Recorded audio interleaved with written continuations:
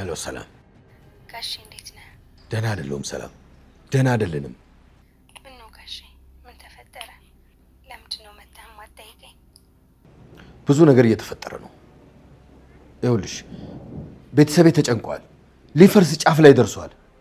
ይኸውልሽ የመጨረሻው ቀን ላይ ሆኜ ውርደቴን ለመስማት እየተጠባበቅኩ ነው ያለሁት። ምን ነው እትዬ አወቀች እንዴ? እሷማ ጠርጥራኛለች። የጠረጠረችን ግን ባልተረጋገጠውና ያንተ ነው ባልሽን ልጅ ነው። ዳጣንስ? ይኸውልሽ ማርታ ሁሉንም ነገር ማወቅ አለባት። እኔ ከዚህ በላይ መቀጠል አልችልም። አቶ ደረጀ የመጨረሻ ውሳኔውን ወሰነ። ወይዘሮ ማርታ ጠርጥራኛለች፣ ስለዚህ እሷ ሳትቀድመኝ መቅደም አለብኝ፣ ሁሉንም ነገር መስማት አለባት የሚል ውሳኔም ወስኗል። ሰላም ሰላም! ውድና የተከበራችሁ ውድ ቤተሰቦቼ ሰላማችሁ ብዝት ይበልልኝ እያልኩኝ ዳጣን ድራማ ዛሬም ይዤላችሁ መጥቻለሁ። እንደምትወዱትም ተስፋ አደርጋለሁ። ተወደዳችሁት ቪዲዮን ሸር እያደረጋችሁ አበረታቶች ስል በአክብሮት እጠይቃለሁ። ሀሳብ አስተያየታችሁን ኮመንት ላይ ታሰፍሩልኝ ዘንድ እጠይቃለሁ።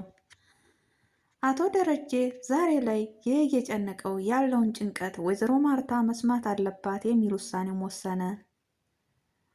ወይዘሮ ማርታም በጣም ተጨናንቃ ትገኛለች። ራሷን እስተሚያማትም ድረስ ደርሳለች። በዚሁም አጋጣሚ ለደረጀ የማይፈታ ችግር የለም፣ ሁሉም ነገር ይፈታል፣ ለምን ብቻ ግን እንደምትጨነቅ ለእኔም አትነግረኝም ብላለችው። ሊነግራትም ሞከረ፣ ነገር ግን አልቻለም። በፍጹም አልነግርሽም በማለት ስሜታዊ ሆኖ ሌሊት ላይ ተነስቶ ሞቷል። በጣምም ደንግጣ ተከትላው ወጣች። በዚሁም አጋጣሚ ሊወርድም ነበረ። በጣም ስሜታዊ ሆኖ አልነግርሽም የሚል ስሜትም ነበር ሲያሰማትም የነበረው። ናታን ሰምቷቸው ከመኝታው ነቅቶ ወጣ። አቶ ደረጀ እባክህ ተረጋጋ በማለት ልጆቹ ይረበሻሉ እያለች ትለምነዋለች።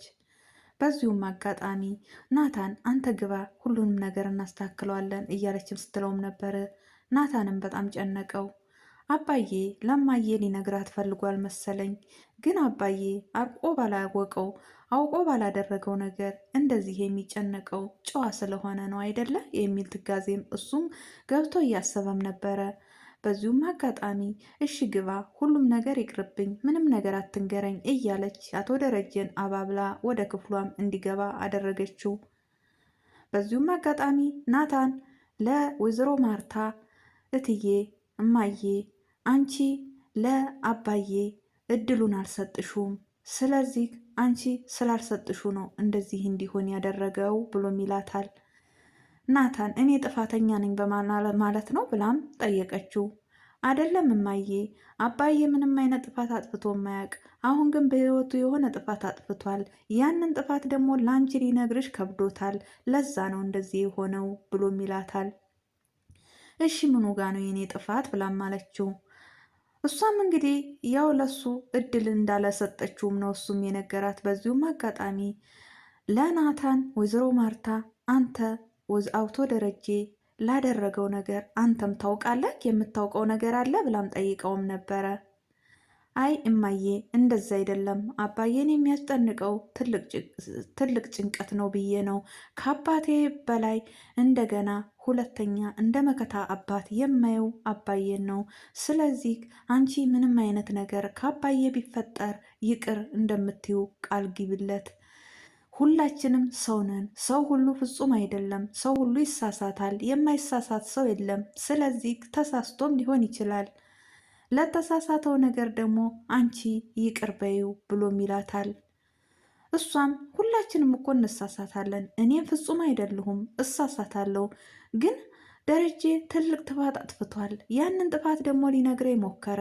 ነገር ግን ያ ያጠፋው ጥፋት እኔን የሚጎዳ የሚያስጨንቅ፣ የሚያስከፋ፣ የሚጥል ስለሆነ ሊነግረኝ አቅም አጣ እንጂ ከባድ ችግር ተፈጥሯል ብላም ውስጧን አሳመነችው።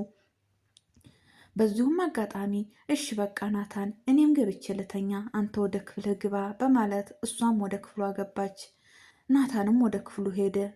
በዚሁም አጋጣሚ ዳጣና ናታን ደስ የሚል ህይወትም እያሳለፉም ነበረ። አቢጌል አንድ ክፍል ውስጥ ስለተዘጋባት የናታንና የዳጣ ፍቅር እየጨመረም መጥቷል። አቢጌል ስትፈታ ቅድሚያ ማንን የምትገል ይመስልካል ብላም ጠየቀችው። እኔን ነው የምትገለው፣ ነገር ግን አቢጌል ክፍል ስለተዘጋባት መቼም ቢሆን ሰው አትገልም፣ ትቀጣለች፣ ተቀጣ ነው የምትወጣው የሚል ምላሽ መለሰችለት። ናታንም አቢጌል መቼም አትቀጣም፣ እኔም መክሪያት ነበር፣ አባዬም መክሯታል፣ ነገር ግን እሷ ምንም አይነት ነገር እሷን አይቀጣትም የሚል ውሳኔም ወስኗል።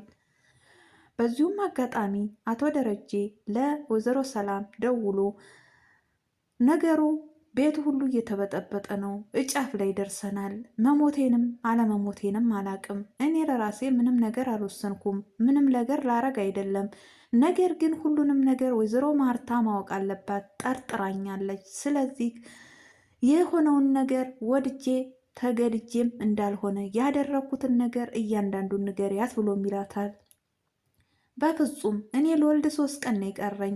ስወልድ እትዬ መታ ስታየኝ እንዴትስ ብዬ ነው አይኗን የማየው? አንተ ንገራት። በህይወቴ ውስጥ 2 ቀን ተኝተካል። ከ2 ቀን ውስጥ 2 ልጅ ወልደሃል። በቃ አውቀህ ያደረግከው ነገር የለም። አንድ ያውቀህ አንድ በስተት የተደረገ ነገር ነው። ስለዚህ ሁሉንም ነገር ንገራት። እኔ አሁን የቀረኝ 3 ቀን ነው፣ ወልጄ መለሳለሁ ብላም ብለዋለች። በጣምም ጨነቀው።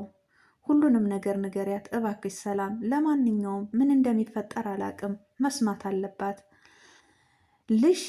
ልጄን ውሃን ከዳጣ እንዳትለይብኝ፣ እኔም መሞቴ ወይንም ወይዘሮ ማርታ እንግዲህ ከሁለት አንዳቸው መሞታችን አይቀርም የሚል ውሳኔም ነበር የወሰነው። በጣም ነው ያሳዘነኝ እዚህ ጋር ተወደረጄ። ለሰላም እንግዲህ ውሃን አደራም ነበር ያላት፣ ከዳጣ ከልጅሽ እንዳትለያት፣ እኔና አንቺ በመሀላችን 2 ልጅ አፍርተናል፣ ስለዚህ ዳጣን ከልጆችሽ እንዳትለይብኝ የሚል አደራ ነበር የሰጣትም። በዚሁም አጋጣሚ በጣም ልብ የሚሰብርና በጣም ልብ የሚያሳዝን ታሪክ ላይ ደርሰዋል። ይህን ድራማ ብዙ ነገር ተምረንበታል። በእውነት ሳናውቅ የምናደርጋቸው ነገሮች መጨረሻ ላይ ጸጸት እንደሚሆኑና እናድርጋቸው እንመልሳቸው ብንል ራሱ የማንመልሳቸው ነገሮች እንዳሉ ለምናደርጋቸው ነገሮች አስበን እንደምንድናደርጋቸው አስደርጎናል። ምክንያቱም ከዳጣ ድራማ ብዙ ነገሮችን ብዙ ትምህርቶችን እየተማርን ነው። የአቢጌልን መንጦልጦል እንግዲህ ቤተሰቦቿን እንደዚህ አይነት ደረጃ እንዲደርሱም አድርጓታል። እሷን በታሰረችበት ክፍል እንግዲህ መቼም ቢሆን ነገሩን ከመናገር ወደ ኋላ ልልም፣ አንዴ ልውጣ እንጂ ሁሉንም ነገር አወጣዋለሁ፣ ዳጣንም ቢሆን ከዚህ ከቤት አስወጣታለሁ እያለችም እየፎከረችም ነበረ። ወይዘሮ ማርታም እንግዲህ አቢጌልን ልጠይቃት ወደ ክፍሏ ማምርታ ነበረ። ነገር ግን ናታን ትነግራታለች የሚል ውስጡን ስለፈጠረበት አይ እማዬ አንቺ ያምሻል፣ እኔ የምትፈልገውን ነገር ሄጄ ጠይቃታለሁ በማለት ናት ወይዘሮ ማርታ ተመልሳ ወደ ክፍሏም እንድትገባ አድርጓታል። እሱም እንግዲህ አቢጌል ጋር ሄዶም እንግዲህ ምን እንርዳሽ፣ ምንድን ነው የምትፈልጊው ብሎም ይላታል። ውሃ ጠምቶኛል፣ ምግብ ላኩልኝ ብለዋለች። አይ እንደሱ አይሆንም አባዬ ይቆጣል፣ ሌላ ይላታል። ይህን ታላደረክልኝ ታዲያ ሌላ ምንድን ነው የምታደርግልኝ? ሂድልኝ ተዚህ ጋር። አሁንማ ለእናንተ ተመቻችሁ፣ እያንዳንዳችሁን አንዴ ልውጣ እንጂ ከቤት ውስጥ እጨርስልካለሁ እያለችም እየዛተችበትም ነበረ። በዚሁም አጋጣሚ እንግዲህ በጣም ልብ ሰባሪ የሆነው እነ ውሃም እንግዲህ እባክሽ እማዬ አቢጌል ክፍል እኔን እሰሪኝና እሷን አውጫት እያለ የሚልም ጥያቄ ለእናቱ አቅርባም ነበር። ነገር ግን ውሃ እንደዛ ያለችበት ምክንያት ከጥናትና ከትምህርት ቤት መሄድ ነፃ እንድትሆን ነው እንደዚህ ያለቻት። ወይዘሮ ማርታ ለአቢጌል ያዘነች መስሏት ምን ያለብሽና ነው በእሷ ቅጣት የምትቀጭው ብላም ባለቻት። ነገር ግን አይደለም እዛ ክፍል ውስጥ ብታሰር እኔ ትምህርትም አልሄድም ጥናትም አላጠና ጽፍም አልጽፍ እያለችም ስትልም ነበረ። በጣም ተገረመች። በዚሁም አጋጣሚ ወይዘሮ ማርታ ወደ አቢጌል ወደ ታሰረችበትም ክፍል መጨረሻም ላይ ሄደች። አዳምጣ የእናት አንጀት ስለሆነ ድምጿ ሲጠፋባት ቀጥታ በሩን ታንኳኳለች። በሩንም ስታንኳኳ አቢጌል እማዬ ድምጿን ስትሰማ እማዬ በሩን ክፈችልኝ ብላም አለቻት። እባክሽ ተረጋጊ፣ ግን አንቺ ለምንድን ነው አስገድደሽ ናታንን አግባኝ የምትዩ ብላም አለቻት። አባዬ እኮ ያሰረኝ በሱ አይደለም ብላም አለቻት። በዚሁም አጋጣሚ ታዲያ ምንድን ነው ብላም እየጠየቀቻትም ነበር።